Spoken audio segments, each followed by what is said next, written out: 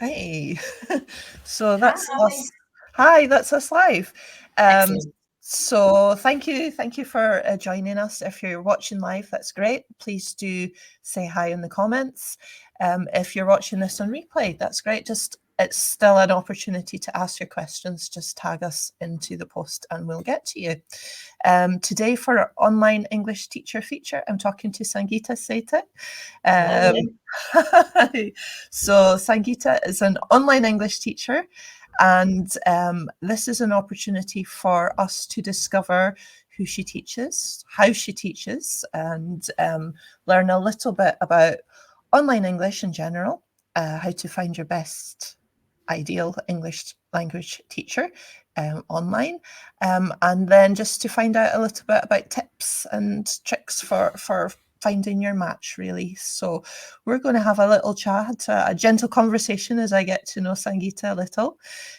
Just to say, Sangeeta is one of our recommended online English teachers.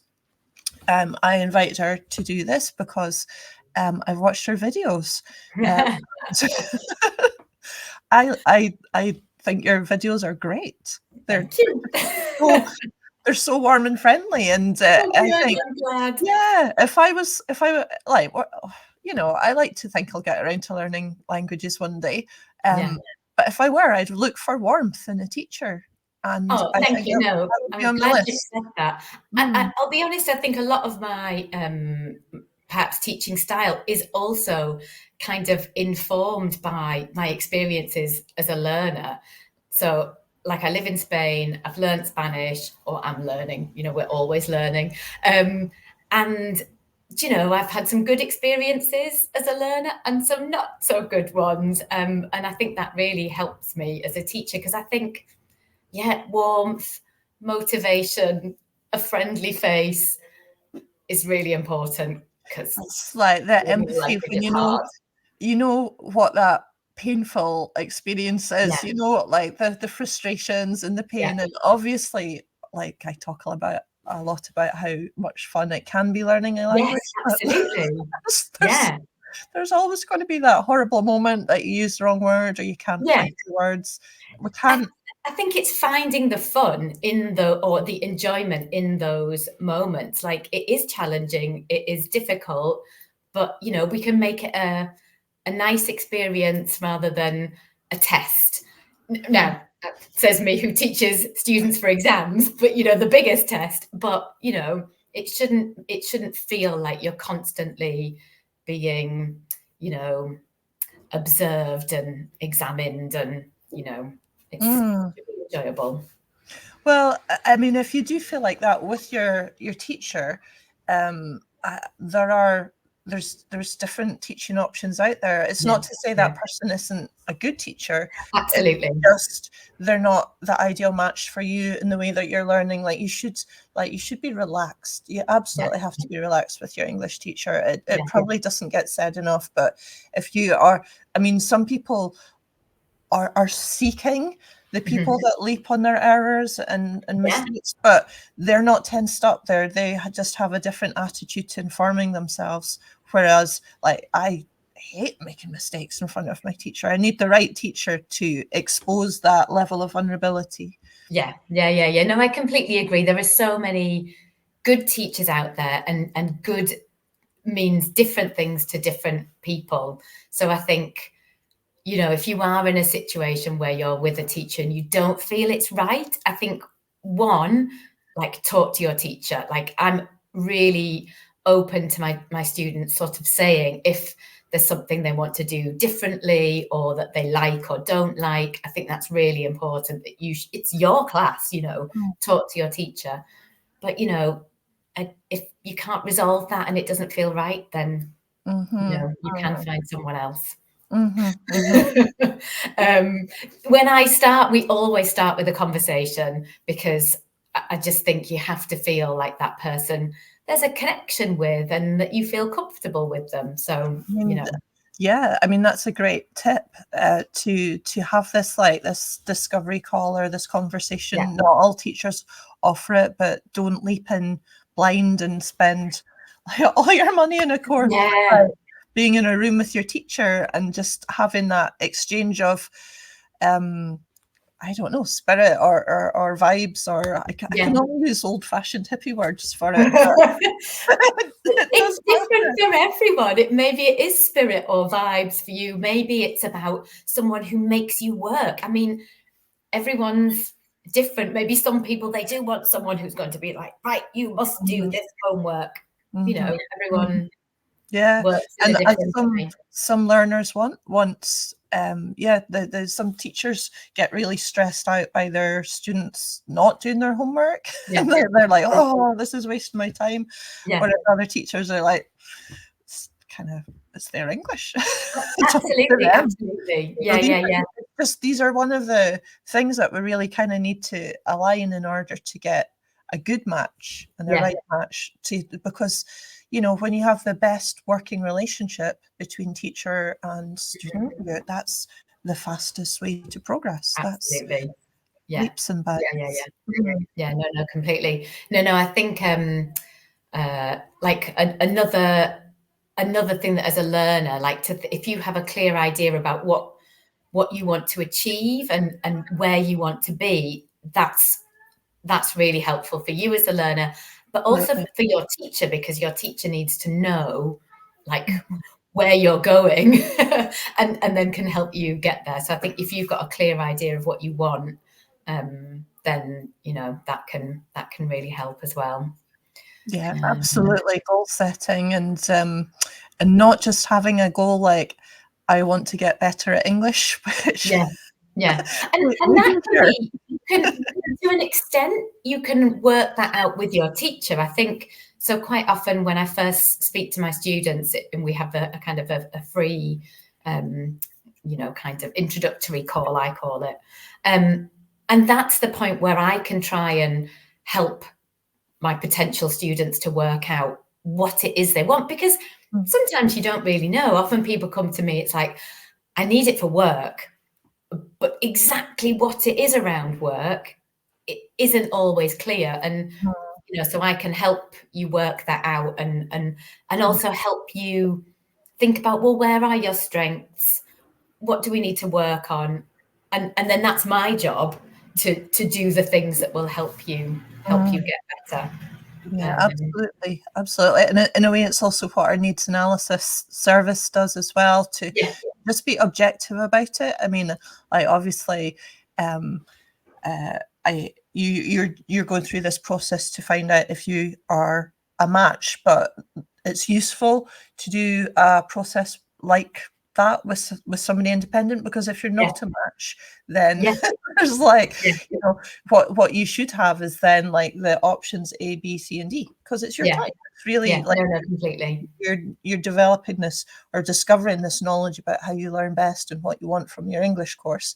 It's kind of it's frustrating to then have to begin that process again every time with a new teacher. So that would be a great point in time to use our matching service. And I mean, I guess people often come to me because they've seen me on social media, so they've got an idea that we're kind of on the same page. But I think if you're starting from nothing, you do need something quite objective like this matching service that you offer.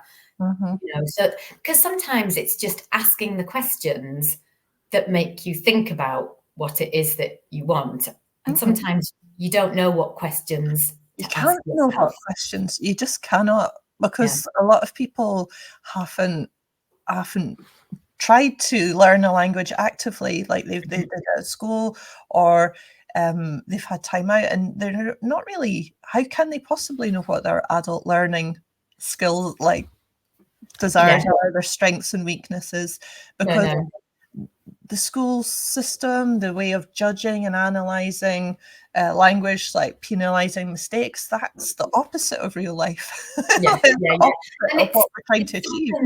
It's something I work with my students a lot, because often like I work with people who you maybe learned a language at school and haven't really done anything since, or maybe they've had a bad experience learning a language, and so like we work together to find the ways that work for each individual, because I think how you learn is really important, that process. And again, it's not something I expect my students to know what to do outside of class. You know, I think that's my job, to help you do the right kinds of activities in the right ways, you know, to help you make the most amount of progress.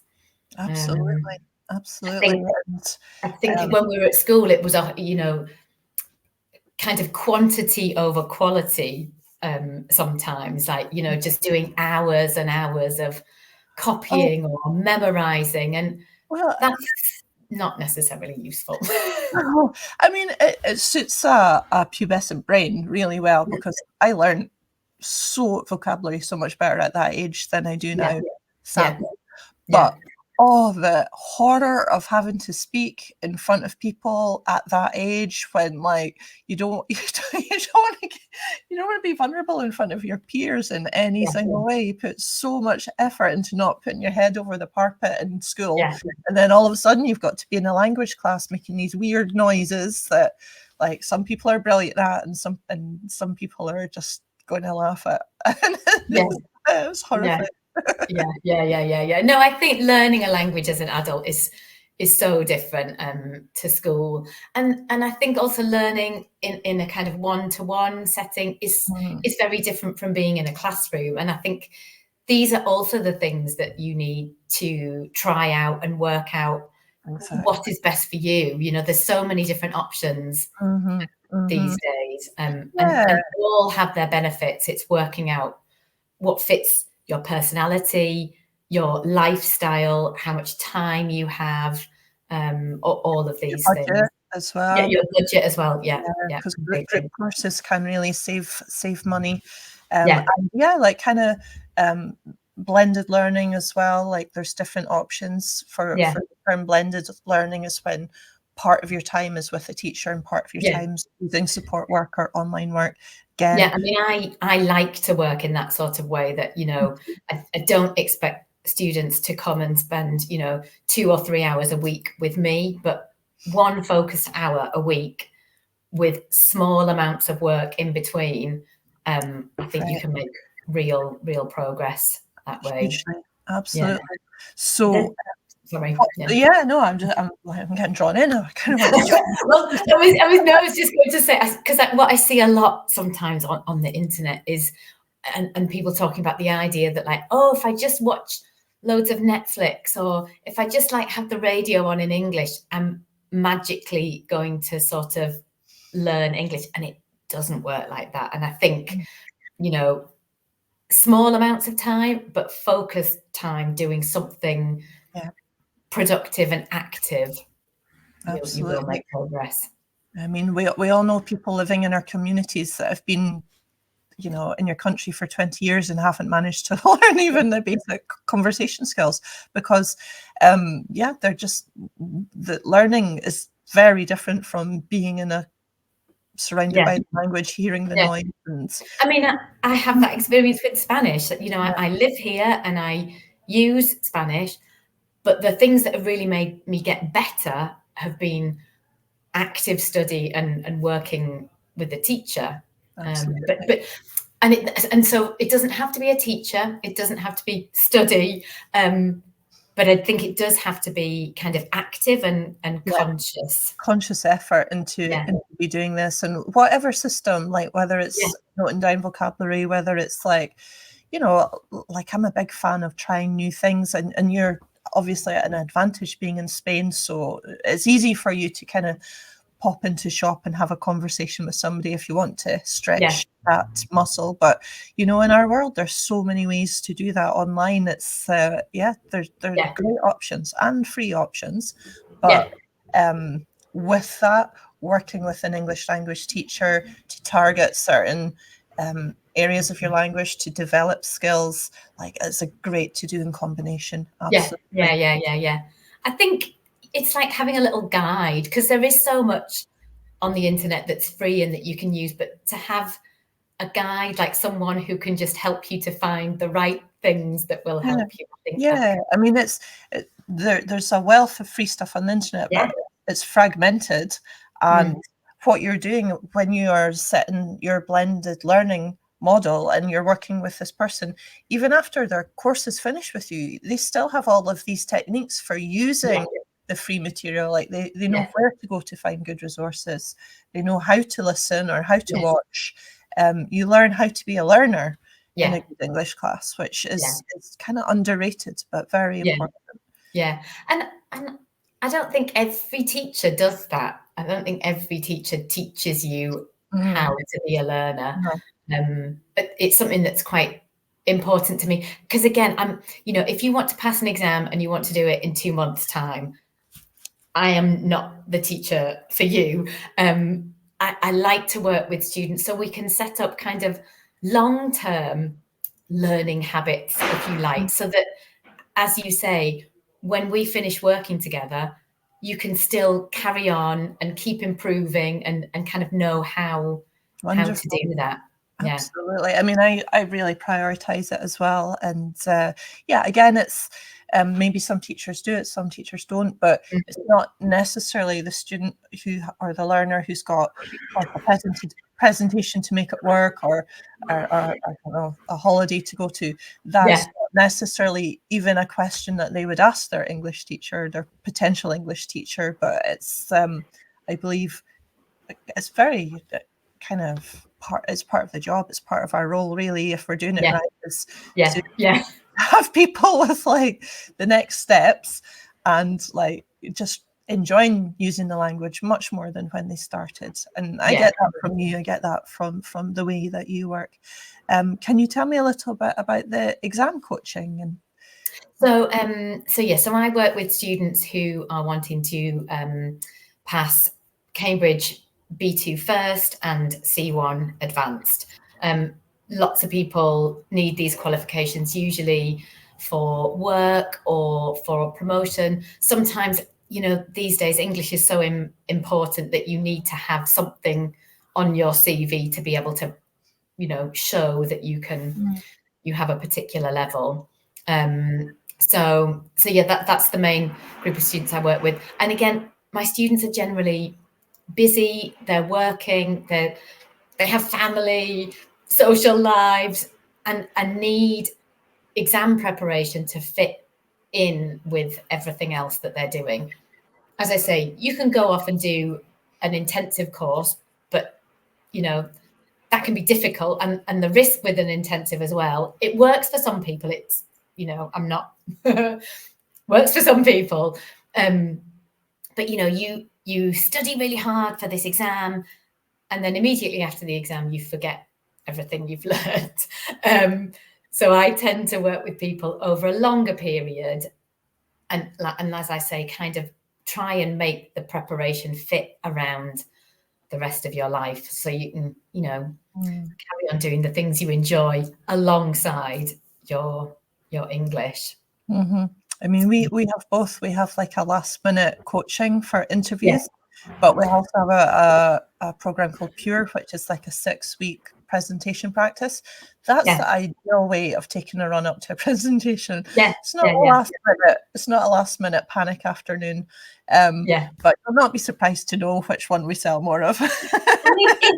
It depends what you need. Like, I understand that sometimes it's like, I need this piece of paper by X.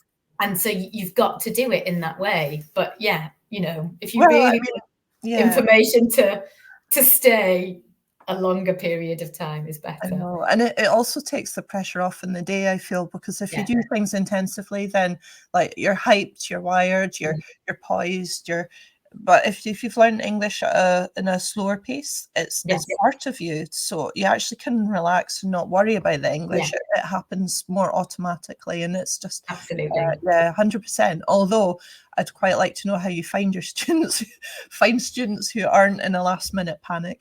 I think that's the art sector, though. Arts tends to be like, because everybody's obsessed with their work. English is just, it's like, it's a tool in their toolbox, but by no means a priority, really, until this moment in time that there's a job or an opportunity or a presentation, and then and then suddenly, I've got to do it now. Absolutely. And I think the other thing that's important to know is it depends kind of at what level you are already. So, people come to me at different stages. And so I can adapt to work. If you need to work mostly on your speaking skills, then we can do more of that. For other people, it's, they're confident speakers, but they never have to write. And so that's the thing that we can work more on. And so obviously that has an effect on how much time it takes to prepare for that exam in the end. So Absolutely. working one-to-one as well, you can adapt what we do. It's not quite the same as doing a course where you have to go through everything kind of at the same pace. Yeah. Usually. And are the people that you work with international, or do you have a country that you work with? No, you work with people all around the world? I do. So, I'm based in Spain, so I also have lots of students coming to me from here and or Spanish speakers. But yeah, I do work with people from all over the world, which I love. I really enjoy that aspect. Yeah. It really is the best part of the job, isn't it? Yeah, I know. Having little pipelines into different countries around the world is fabulous. Yeah, it's wonderful. Yeah, I do enjoy that. Okay, that's absolutely amazing. In terms, I don't know, do you have any questions or advice for? We've really kind of covered a lot of the content as we went along.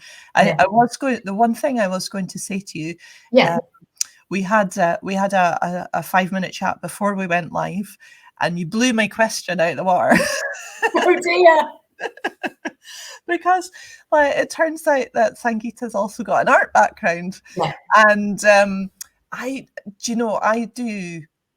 can't imagine the exam preparation stuff. I just can't. I have done it in the past for when I worked in commercial language schools. I find it really dry. I found it so difficult to. I'm not a focus on following the program kind of person. Right. Yeah.